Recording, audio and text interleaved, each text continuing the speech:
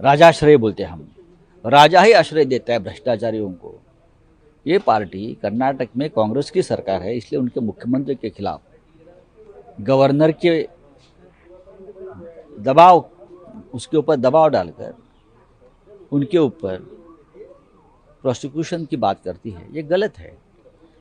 आपने मुख्यमंत्री को दिल्ली के जेल में डाला, आपने झारखंड के मुख्यमंत्री को जेल में डाला, जनता ने आपका बहुमत खींच लिया, फिर भी आप सुधर नहीं रहे हैं। ये कौन सी मस्ती है? कर्नाटक में कांग्रेस पार्टी का बहुमत है सबसे ज़्यादा।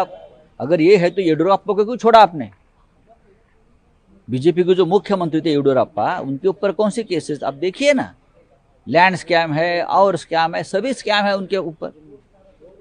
शुरुआत येडियुरप्पा से की करनी चाहिए, बाद में वो धीरे धीरे आपको अगर चाहिए तो आप सिद्धरामैया के साथ ये न्याय अन्याय की बात कर सकते हो।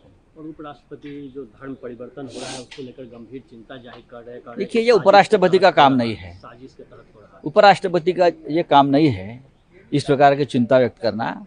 उनका काम है संविधान की रक्षा करना, लोकतंत्र की रक्षा करना, जनता की आवाज़ जो है, फ्रीडम है, उनके ऊपर जो हमले हो रहे हैं उनकी रक्षा करना। धर्म के बारे में सोचने के लिए हमारे शंकराचार्य है और हम सब है।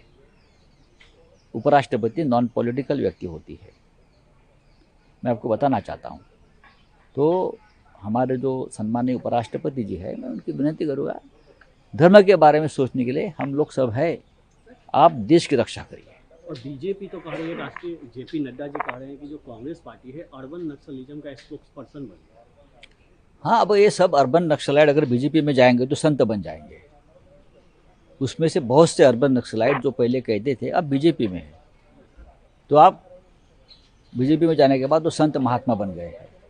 नितिन गडकरी ने इस बात को फिर से दोहराया है कि हमको चुनाव से पहले और चुनाव के बाद प्रधानमंत्री पद का ऑफर दिया गया था, विपक्ष की तरफ से दिया गया था। अगर दोहरा है तो ये उसने टाइम जो चुना है, उसका मतलब बीजेपी में सब कुछ ठीक नहीं है, मोदी को हटाने की तैयारी चल रही है। और एक तरह से गडकरी साहब ने कहा कि मैं प्रधानमंत्री पद का दावेदार हूँ, मुझे प्रधानमंत्री, और किसी को नहीं ऑफर दिया बीजेपी में, गडकरी साहब को ही क्यों? ऑफर तो और लोगों को मिला होगा ना, मुझे मालूम है।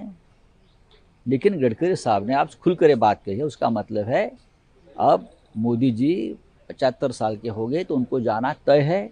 और आरएसएस और जो उनके समर्थक है पार्टी में, वो गडकरी साहब को प्रधानमंत्री पद पर देखना चाहते हैं। उत्तर प्रदेश के बाद हिमाचल सरकार ने सेम ऑर्डर जारी किया कि रेस्टोरेंट में जो लोग एम्प्लॉय हैं उनका वेरिफिकेशन होना चाहिए, उसका नाम डिस्प्ले होना चाहिए। फिर अब हिमाचल प्रदेश सरकार का यू टर्न हो गया है। देखिए, ये फंडे होते रहेंगे, दूसरा कुछ काम नहीं है बीजेपी के पास।